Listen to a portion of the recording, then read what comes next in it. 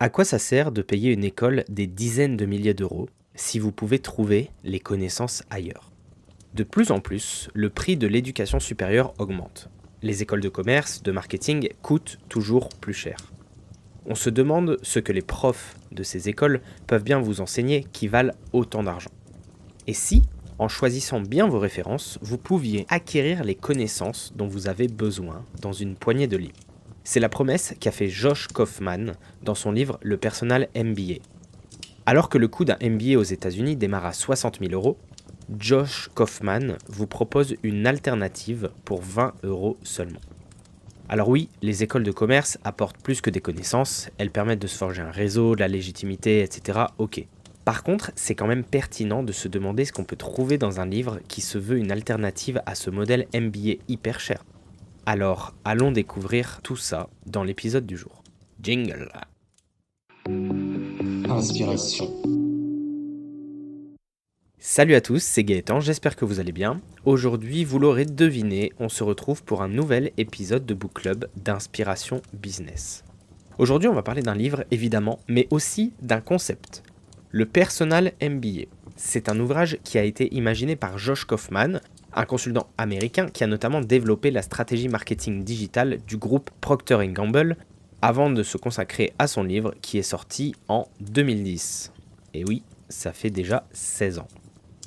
Son objectif, rendre les grands concepts et principes des affaires accessibles au plus grand nombre. Alors pour une fois, ma lecture entre guillemets de ce livre va peut-être susciter des réactions puisque je n'ai pas vraiment lu ce livre. Je l'ai écouté en audiobook sur Spotify. Je sais que certains disent que écouter, ce n'est pas vraiment lire un livre, et je suis plutôt d'accord sur le fait que l'exercice n'est pas le même, et la rétention d'informations est bien moindre quand on écoute que quand on lit. En plus, pour être honnête avec vous, il y a plusieurs moments dans mon écoute où je me suis dit « Ah, j'aurais bien aimé avoir le livre physique pour garder le chapitre, prendre des notes, ou juste avoir un truc à garder, à conserver de ma pseudo-lecture. » Mais toujours est-il que j'ai parcouru cet audiobook, et que je souhaitais vous en parler aujourd'hui, puisque au-delà des sujets évoqués, c'est quand même une réflexion intéressante à se poser. Est-ce que les livres peuvent remplacer un diplôme à 50 000 euros? Alors, démarrons en parlant de ce qu'il y a dans le Personal MBA. Je vous fais un petit tour d'horizon de ce qu'on y trouve, parce que c'est quand même assez riche. Le Personal MBA, c'est un peu comme un menu dégustation du monde des affaires. Josh Kaufman a essayé de condenser dans un seul ouvrage l'essentiel de ce qu'on vous enseigne dans une école de commerce. Et honnêtement, quand vous regardez la table des matières, c'est plutôt impressionnant. On retrouve les fondamentaux du business, donc on commence par les bases. Kaufman aborde la création de valeur, c'est-à-dire comment une entreprise identifie un besoin et y répond avec un produit ou un service. Il reprend des concepts que vous connaissez peut-être déjà comme la pyramide de Maslow, les besoins fondamentaux de l'être humain, et il les relie directement au business. En gros, son message c'est « Si vous comprenez ce dont les gens ont besoin, vous pourrez construire quelque chose qui a de la valeur. » Et ça, c'est la première brique de la partie business.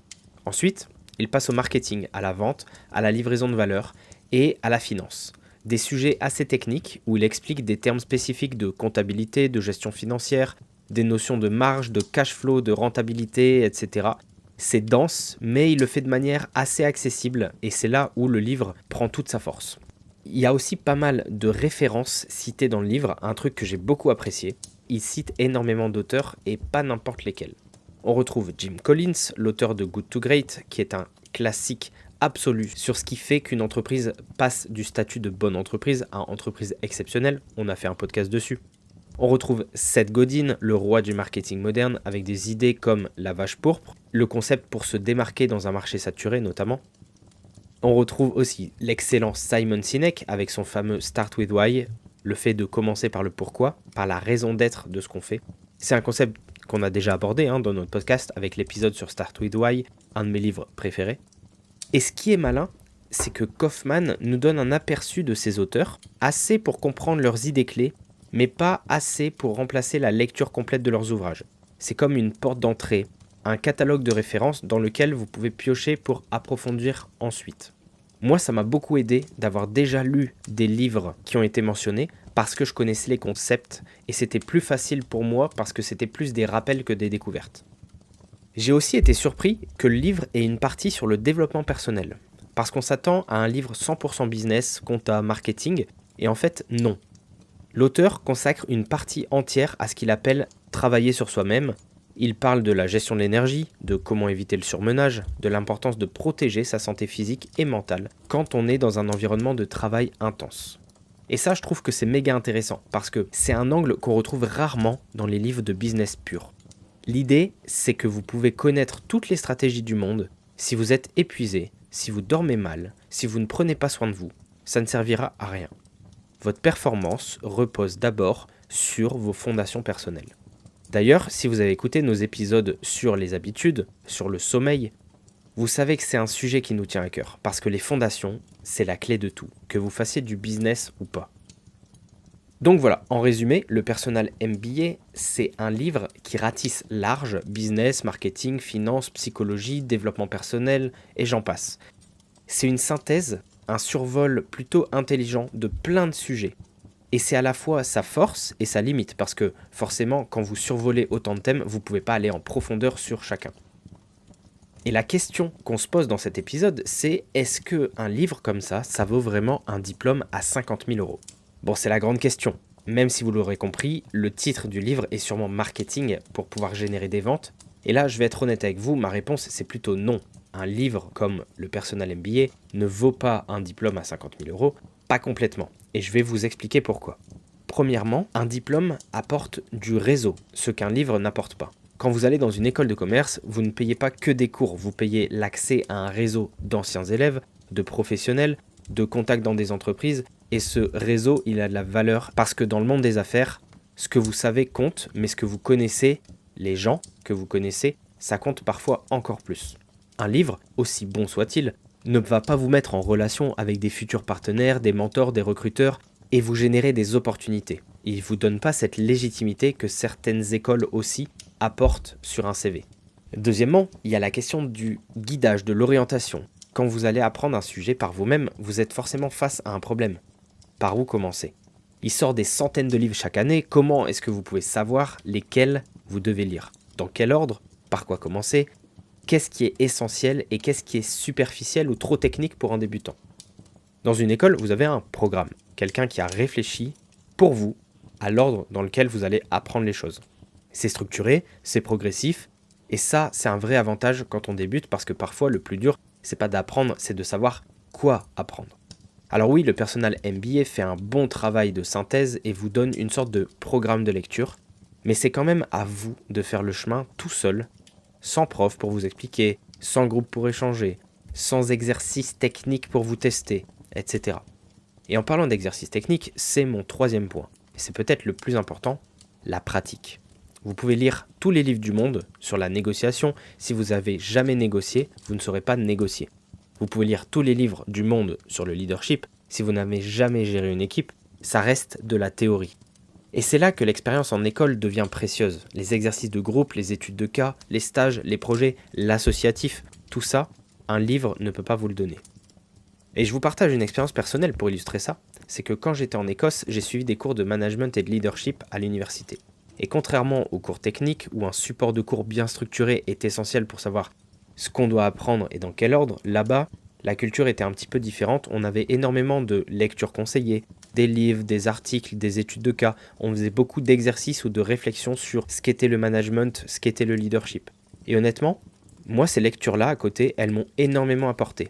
Parce que ça a permis d'enrichir ma compréhension du management, ça m'a poussé à réfléchir différemment, plus profondément. Mais est-ce que ça remplaçait les discussions qu'on avait en cours quand on échangeait avec les autres, les exercices pratiques qu'on faisait en groupe, les mises en situation? Clairement pas. Les lectures, c'était un super complément, un accélérateur d'apprentissage, mais pas un substitut. Et je pense que c'est exactement comme ça qu'il faut le voir pour le Personal MBA. C'est un outil puissant pour compléter et approfondir, mais pas pour remplacer une formation entière. Et en même temps, on s'en doutait un peu, hein. Si un livre à 20 € pouvait remplacer un diplôme à 50 000 €, personne n'irait en école de commerce. Et ça explique aussi pourquoi les livres techniques sur des sujets très pointus coûtent parfois beaucoup plus cher que 20 €, parce que eux, ils sont vraiment orientés et il y a des personnes qui vont vous guider à travers le livre sur l'apprentissage. Et donc, on pourrait se demander comment on pourrait créer notre propre MBA de notre côté. Parce que là où c'est intéressant, c'est de pouvoir renverser la question. Plutôt que de demander est-ce qu'un livre remplace un diplôme, on peut se demander est-ce qu'on peut construire notre propre parcours d'apprentissage grâce au livre ou autre chose. Et là je dis oui, absolument. Parce que le vrai message derrière le Personal MBA, ce n'est pas n'allez pas en école de commerce, c'est plutôt prenez en main votre apprentissage. Ne dépendez pas d'une institution pour décider ce que vous devez savoir. Et aujourd'hui, on a une chance incroyable. On a accès à des livres, des podcasts, des vidéos, des formations en ligne, des MOOC. On n'a jamais eu autant de ressources à disposition pour apprendre. Le problème, c'est justement qu'il y en a trop. Et là, un livre comme le Personal MBA permet de servir un petit peu de boussole parce que c'est pas vraiment un remplacement de formation, mais c'est plutôt une map, une carte qui vous montre les territoires à explorer, les options, la création de valeur, le marketing, la vente, la finance, la psychologie, le développement personnel, etc. Et ensuite, c'est à vous de choisir vos propres chemins, vos propres lectures, vos propres expériences et ce que vous souhaitez approfondir. Et c'est ça que j'appelle créer son propre MBA. C'est se construire un parcours d'apprentissage sur mesure, adapté à vos besoins, à vos objectifs, à votre rythme. Pour vous partager un petit peu mon expérience personnelle, c'est que dans mon travail, j'ai rencontré des problématiques différentes à certains moments de ma carrière. Et j'aime beaucoup lire des livres sur le sujet avant d'être confronté à des situations que je peux anticiper. Notamment quand j'avais du mal à communiquer avec certaines personnes, j'ai pu lire un livre sur la communication non violente. Avant de préparer une stratégie d'entreprise, j'ai lu des livres sur la culture d'entreprise et comment embarquer des personnes dans un nouveau changement. Et je trouve ça hyper intéressant parce que du coup, ça permet d'anticiper les moments de pratique pour pouvoir mieux apprendre en ayant déjà les bases théoriques. En tout cas, de votre côté, c'est ce que vous pouvez faire en commençant par lire notamment un livre comme le Personal MBA pour pouvoir avoir la vue d'ensemble avant de creuser les sujets au fur et à mesure de vos expériences et de creuser les sujets qui vous parlent le plus. Vous êtes intéressé par le marketing, allez lire Seth Godin en détail. La stratégie, Jim Collins, le leadership, Simon Sinek, vous avez le menu, vous choisissez les plats. Et c'est valable pour tous les domaines, pas que le business. Si vous voulez apprendre le code, la cuisine, la gestion de projet, la création de contenu, le principe est le même. Vous trouvez une bonne synthèse qui vous donne la vision globale et vous approfondissez ensuite par vous-même. Avant de conclure, je voulais vous faire un petit retour d'expérience sur l'audiobook, puisque comme je vous disais en intro, j'ai écouté ce livre plutôt que de le lire. Et honnêtement, c'était cool pour un premier contact. L'audiobook est pratique, on peut écouter en marchant, dans les transports, en faisant la cuisine, dans la voiture. Et pour un livre comme celui-ci, qui est assez conversationnel dans son ton, ça passe plutôt bien à l'écoute. Par contre, il y a des limites. Déjà, comme je l'ai dit, la rétention. Quand vous lisez un livre physique, vous pouvez surligner, annoter, et la lecture est plus facile à retenir si vous êtes visuel que l'audio. Vous pouvez revenir en arrière facilement, reparcourir les pages, etc. En audiobook, c'est plus compliqué. Comme je vous l'ai dit, il y a des moments où j'entendais un concept, je me disais « Ah, ça, il faut que je le note ». Sauf que j'étais en train de marcher, j'avais pas de quoi écrire, j'étais en train de conduire, etc. Et après l'avoir écouté, c'est bien plus difficile de le reparcourir rapidement pour revoir certains points.